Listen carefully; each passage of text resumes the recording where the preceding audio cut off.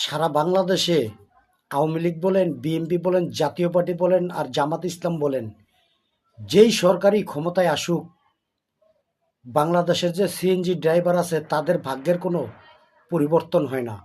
যতগুলো সিএনজি ড্রাইভারকেই জিজ্ঞেস করবেন, তারা সবচেয়ে বেশি রাস্তায় হেনস্থা হয়, কারণ তাদের পাশে কেউই থাকে না। একটি সিএনজি ড্রাইভার যদি রাস্তার পাশে গাড়ি রাখে, তার জন্য হয় রং পার্কিংয়ের মামলা।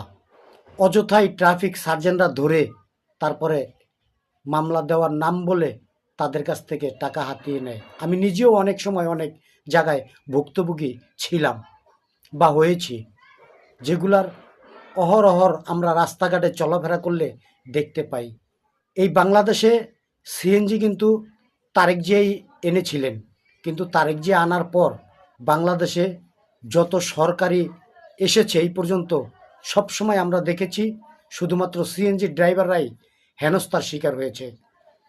রাস্তার পাশে গাড়ি রাখলে সেখানে রং পার্কিংয়ের মামলা দেওয়া হয়, অথচ একজন ড্রাইভারের ড্রাইভিং লাইসেন্স পারফেক্ট থাকা সত্ত্বেও তাকে রং পার্কিংয়ের মামলা দেওয়া হয়। সে এক জায়গায় চাপায়া গাড়ি রাখবে, একটা সাইড করে রাখে, তারপরও তাকে রং পার্কিংয়ের মামলা দেওয়া হয়। সরকারের ট্যাক্স দিয়ে লাইসেন্স তৈরি করে রাস্তায় গাড়ি নামায়।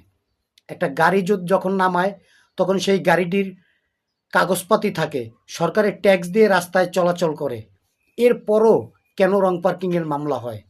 আর যারা ফুটপাতে ব্যবসা করে, তারা ফুটপাত দখল করে ব্যবসা করে, কিন্তু তাদেরকে উচ্ছেদ করার কোনো সিস্টেম বাংলাদেশে নাই। যদিও আংশিক কয়েকদিন একটু উচ্ছেদ অভিযান দেখায়, পরে আবার ঠিকই তারা রাজপথে বসে যায়। আমি বলবো, সারা বাংলাদেশের যত চালক আছেন, সিএনজি ড্রাইভাররা আছেন, তারা সবাই এক হয়ে যান। কোথাও কোনো জায়গায় কোনো সার্জেন্ট অনিয়ম বা দুর্নীতি করে যদি কোনো সার্জেন্ট ট্রাফিক কাউকে ধরে বা অযথা মামলা দেয়, তার বিরুদ্ধে সবাই দাঁড়ান, সবাই একত্র হয়ে তার বিরুদ্ধে প্রতিবাদ করুন। গ্যারেজে গেলে মালিকদের হয়রানি, বাজার খারাপ থাক, জমায় কম নাই, গাড়ি ডিস্টার্ব দেখ, ঠিক করতে সময় লাগছে, জমায় কম নাই। এই যে একটা সিন্ডিকেট, এত অতিষ্ঠর ভিতরে আমার মনে হয় ড্রাইভিং যারা শিখে, যারা ড্রাইভার আছে, তাদের মনে হয় আসলে তকদিরটাই খারাপ। কারণ বাংলাদেশে যত মোটর পরিবহন আছে, যত ইঞ্জিন চালিত গাড়ি আছে, তার ভিতরে সবচেয়ে বেশি হেনস্থার শিকার হয় সিএনজি ড্রাইভাররা। আজকের এই সিএনজি ড্রাইভারদের পাশে দাঁড়ানোর মতো লোক দেখি না। একটা সিএনজি ড্রাইভারকে অযথাই রং পার্কিং দিবে, অযথাই গাড়ি ডাম্পিং করবে সার্জেনের মন মতো। একটা সার্জেন ইচ্ছা করলেই একটা গাড়ি ডাম্পিং দিবে, একটা গাড়ির মামলা দিবে, এর কোনো প্রতিবাদ নেই। সারা বাংলাদেশে যত সিএনজি ড্রাইভার আছে, আমি বলবো সবাই এক হয়ে যান, সবাই এক যুগে কাজ করুন।